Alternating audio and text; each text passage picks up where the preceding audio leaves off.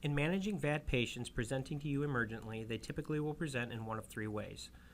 Absolutely nothing wrong with the pump and their chief complaint has little or nothing to do with their device. 2, there is something wrong with the pump and the patient is deteriorating secondary to this. Or 3, there is a physiological deterioration in the patient that we need to address which will fix the resultant pump dysfunction. With this in mind, our algorithm can really only take one of two directions, either troubleshoot pump problems or resuscitate the right ventricle feeding the rest of the system. Let's first explore our options in pump troubleshooting. First, we'll look at the heart mate. In addition to an audible hum auscultated through the chest, this green indicator light will tell us whether or not the pump is actually running.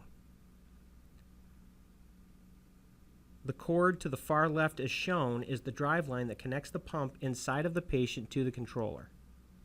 Ensure that the marker on the drive line is lined up with the arrow on the controller, the connection is securely in place, and that the locking tab on the back of the controller is in the correct position. Battery power can be assessed on the controller and on the batteries themselves. Batteries lock into the battery cradle or holster by lining up the arrows as shown.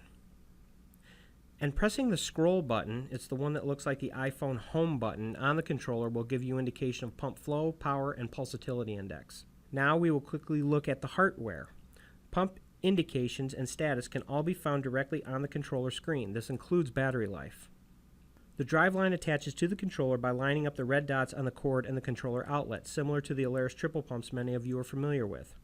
And 2 batteries attached to either side of the controller by lining up the arrows as shown. Similar to the heart mate, battery life is indicated directly on the battery.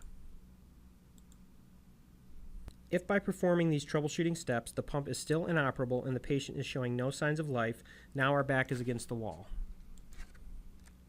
While chest compressions are not recommended, they are not out of the realm of possibility, especially when heroic measures are indicated. One novel approach to possibly consider is abdominal-only compressions to assist with perfusion. This paper, published in 2011 in the Journal of Cardiothoracic Surgery, indicates anecdotal improved perfusion in a pulseless surgical patient during VAD manipulation. In moving over to the other algorithm, this is where the pump is functioning, but we are having issues with flows and, more importantly, end organ perfusion. A properly functioning left ventricular assist device requires blood from the right ventricle. 2 of the simplest methods in improving RV resuscitation is to fluid resuscitate and to get the RV out of a perfusion-threatening rhythm, be it VFib, VTAC, or supraventricular tachycardia, or a bradycardia. But with no troubling arrhythmia and the typical signs of poor perfusion such as altered level of consciousness, delayed capillary refill, dusky skin color, etc., again, the first thing to consider is generous fluid.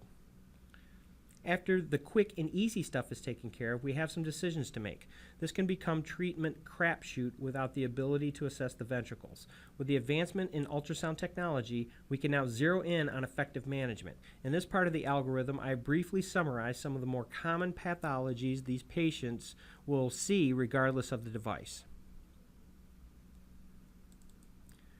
For example, let's say that you find this, a parasternal short axis view, big right ventricle, and impingement on the left ventricle, also seen as the D sign, possibly indicating high right ventricular outflow tract pressures, pulmonary artery pressures, or an isolated RV strain due to pre-existing comorbidities, possibly a pulmonary embolus or pulmonary hypertension of other etiology.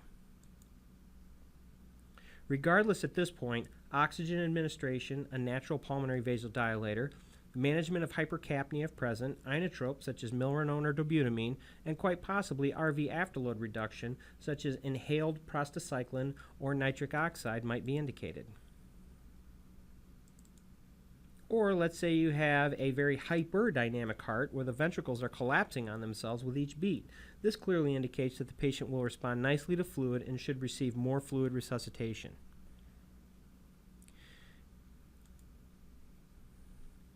In addition, target mean arterial pressure for optimal RV function. If the mean is less than 65, start pressors. If greater than 75, consider systemic afterload reduction with nitroglycerin or possibly nitroprusside in order to optimize device function. All of this can easily be achieved within 7 to 10 minutes, which gives you a lot of time to consult with the VADS Center for additional guidance during transport or while waiting for a transport team. Thank you.